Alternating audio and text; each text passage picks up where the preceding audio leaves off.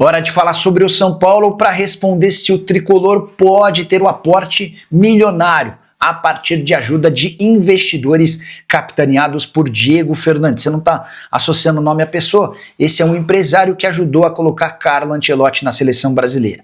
Nesse domingo, o Gabriel Sá, que é setorista do São Paulo, contou que o Diego Fernandes, torcedor do São Paulo, está no mercado em busca de investidores nacionais e internacionais. A ideia é fazer um pool para que esses caras coloquem dinheiro no São Paulo e assumam o comando do tricolor. O Diego é São Paulino e fundador da O8 Partners. Importante registrar que essa notícia mexeu com torcedores do São Paulo. O tricolor passa por enormes dificuldades financeiras e a perspectiva de entrada de dinheiro mexeu com todo mundo. Mas conversei com o presidente Júlio Casares, que descartou por completo qualquer possibilidade de parceria ou de investimento a partir do Diego Fernandes. O presidente do São Paulo chegou a dizer, abre aspas, história sem pé nem cabeça, pode descartar por completo. Pois bem, então descartemos o assunto e lembremos que o São Paulo hoje tem conversas avançadas para a construção de um fundo em Cotia, que pretende captar pelo menos 350 milhões de reais. O projeto já foi aprovado pelo Conselho de Administração do São Paulo e nos próximos dias será votado no Conselho Deliberativo. O Júlio Casares tem se incumbido de apresentar o projeto para todos os membros do Conselho antes de ele ser votado.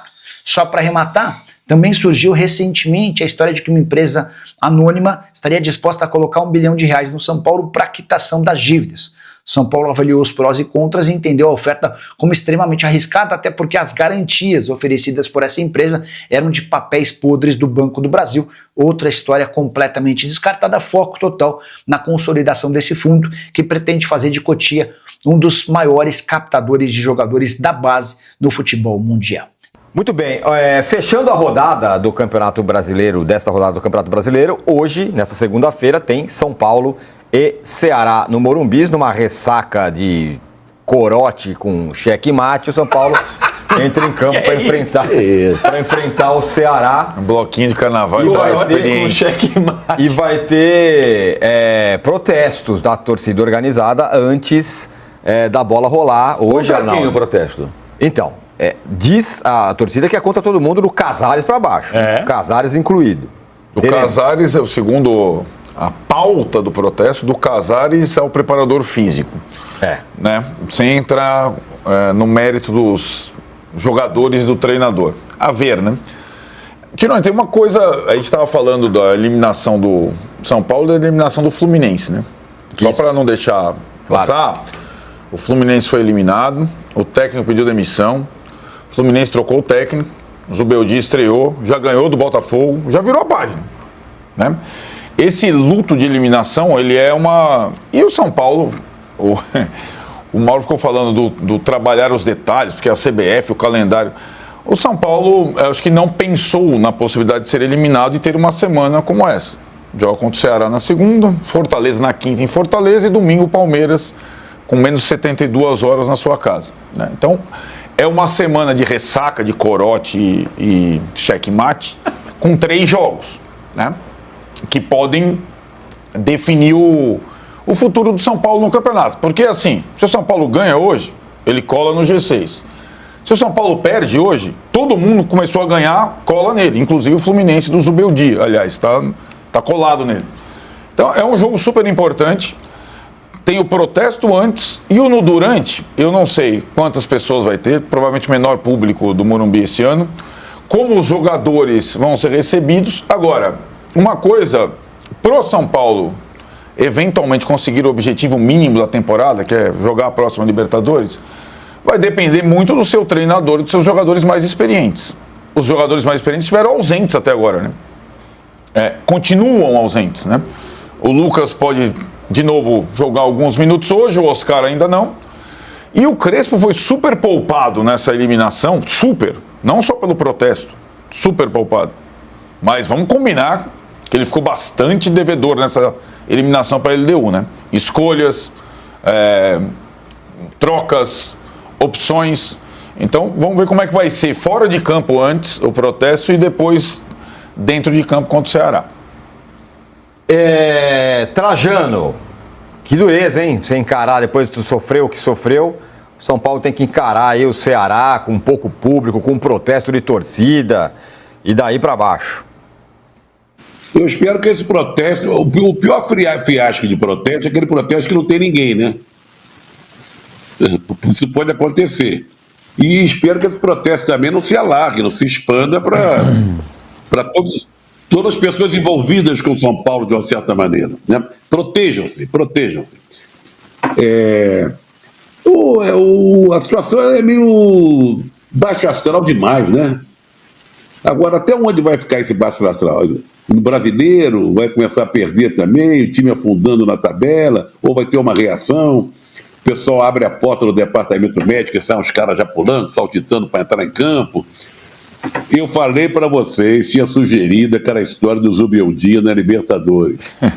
Não levaram adiante a minha sugestão. Olha o Zubeldia aí, não é na Libertadores, mas no Brasileirão, todo pimpão, fazendo o Fluminense ganhar, e agora praticamente a bola da vez, está chegando a hora dele, é o Crespo. Sabe o que eu achei curioso desse protesto agora da Independente? É como eles foram pressionados pela torcida comum a se manifestar, né? Porque a Independente estava calado, São Paulo na crise, essa briga toda política ali, Barra Funda, Morumbi, FIDIC da base, não sei o quê. E a torcida comum, cara, foi pra cima da Independente nas redes sociais, ali no estádio, xingando o Casares, enquanto a torcida organizada não puxava esse coro, né? E no texto que eu li da divulgação do protesto, claramente a Independente sentiu essa pressão, né? Reclamou, falou, vocês estão aí, modinhas, vem com a gente, usaram alguns termos assim. Então eu achei muito, muito curioso como nesse protesto, normalmente a gente vê sempre a organizada liderando alguma coisa, nesse caso eles estão reagindo a uma pressão popular ali da torcida comum. Achei muito bacana esse fato no São Paulo. E o Arnaldo ressaltou isso, né? Talvez a pior coisa para o São Paulo. Não, o Danilo acho que está se referindo ao que aconteceu no último jogo, né? Que o protesto surgiu do torcedor comum. Isso mesmo. Não independente. Isso mesmo, Trajano. E o Arnaldo ressaltou que talvez para o São Paulo a pior coisa seja a divisão dentro da torcida. Já aconteceu com o Zubeldia, quem apoiava e quem não apoiava. E agora, mas eu acho que é sinal dos tempos aí, viu, o Tirone? Porque no Palmeiras tem isso com a Abel também. Metade. Tanto o Palmeiras perdeu ontem, já começou. Pardal, vai embora. Essa bipolaridade, acho que a gente vai ver isso em todo lugar. Fala. Não, eu acho que a questão da organizada do São Paulo é curioso, né? Porque para ter alguma situação no São Paulo de mobilização qualquer, em defesa, em crítica, em apoio, é a organizada que faz. Desde 2017, quando se mobilizou para tirar o time do rebaixamento. As recepções no dia de Libertadores, o incentivo irrestrito aos jogadores e treinadores, a diminuição e quase ausência de brigas, né? Tudo isso vem acompanhando a organizada. Então tem esse lado também. E a ligação dela com o presidente delas, né, com o presidente do clube. E aí é uma questão, eu acho que pro Júlio Casares, presidente do São Paulo, uma questão um tanto quanto complexa, né? Qual é a reclamação principal em relação ao governo dele? É o time fraco? É o pouco investimento no futebol? Não pode ser essa. Porque o São Paulo está numa tentativa, se não vai acontecer como aconteceu com o Corinthians, né? Está acontecendo com o Corinthians. Você tem um número de transfer bans na fila te esperando. O São Paulo está tentando uma outra coisa. Então o Casares, pressionado, ele não vai poder rasgar o plano de contenção financeira, ele não vai poder contratar o jogador, né? A minha dúvida ele pode trocar o comando do futebol, que é uma das reivindicações da torcida organizada. Trocar o Carlos Belmonte, o Rui Costa, o Muricy e tal, né? Só que aí tem uma situação. Se ele troca o comando, você vê como é que são as conjunturas políticas. Ele perde o apoio de um grupo grande que o ajudou a eleger para, por exemplo, tentar aprovar o fundo de Cutia junto ao Conselho Deliberativo. Então ele está meio amarrado, você entende?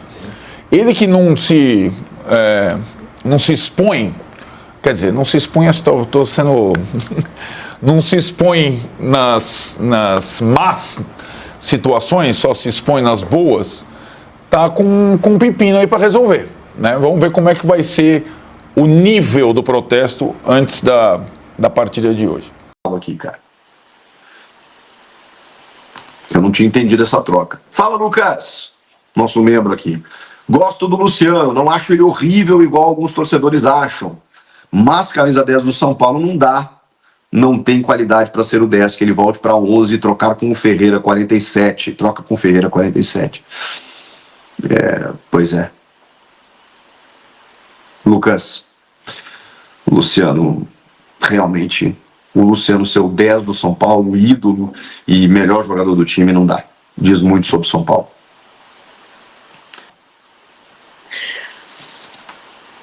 O Lucas São Paulino aqui, ó. O Oscar também tá muito estranho, tá treinando normalmente com o time, mas não joga. Essa diretoria podre não explica nada pro torcedor. O problema do São Paulo é muito grave, cara. Em termos diretivos, assim, especialmente. Essa do Oscar aí é inexplicável. Os caras divulgaram foto com ele treinando e o Crespo foi pra coletiva dizendo que ele não trabalhou com o grupo. Alguém tá mentindo, né? Ai, ai.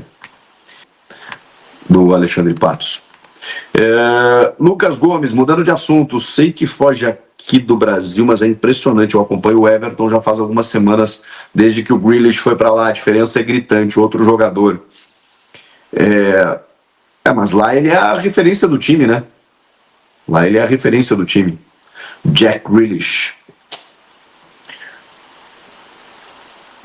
O momento vivido pelo São Paulo é de enorme turbulência dentro e fora de campo. A equipe comandada por Hernan Crespo atravessa a fase mais difícil da temporada. Recentemente foi eliminada da Copa do Brasil e, para piorar a situação, deu adeus também à Libertadores nesta semana. O sonho do tão desejado tetracampeonato continental, que seria inédito no futebol brasileiro e alimentava esperanças de milhões de tricolores, mais uma vez chegou ao fim menos e com um gosto amargo. A derrota para a LDU deixou cicatrizes e aumentou a pressão sobre todo o elenco, já que boa parte da torcida acreditava que 2025 poderia ser o ano da glória máxima.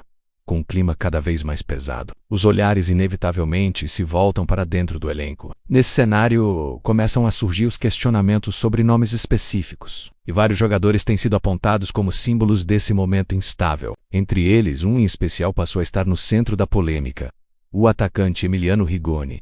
Rigoni, perto da renovação automática, contratado nesta última janela de transferências, em meio a críticas e protestos da torcida nas redes sociais, Rigoni ainda não conseguiu justificar a aposta feita pela diretoria. O argentino, que chegou cercado de desconfiança, não conseguiu balançar as redes e vem acumulando atuações apagadas, sem conseguir ser decisivo em momentos importantes. Até aqui, seu rendimento tem sido considerado muito abaixo do esperado, principalmente diante da grandeza da camisa que veste, que aumenta ainda mais a irritação do torcedor. É uma questão contratual. Rigoni possui em seu vínculo uma cláusula que prevê renovação automática caso alcance 14 partidas, atuando por pelo menos 45 minutos. Esse número, que parecia distante no início, começa a se aproximar de forma acelerada e preocupa grande parte da torcida nos últimos 4 compromissos do tricolor. O atacante já esteve em campo por mais de 45 minutos em 3 deles.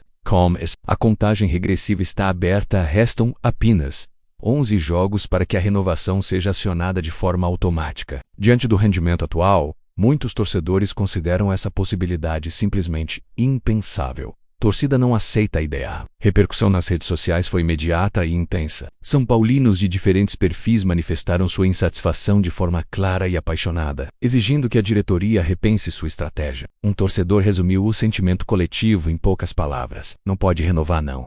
Outra torcedora foi ainda mais dura em sua avaliação: já foi um erro trazer, pior ainda se renovarem. Esses comentários refletem um sentimento generalizado de frustração, que não se limita a Rigoni, mas que encontra nele um alvo evidente em meio à crise. Clube, historicamente conhecido por sua torcida exigente e acostumada a conquistas, vive hoje uma fase em que cada decisão da diretoria é acompanhada com lupa pelos tricolores. Se o desempenho dentro de campo já não convence, qualquer movimento administrativo que seja interpretado como erro de gestão tende a gerar revolta e protestos.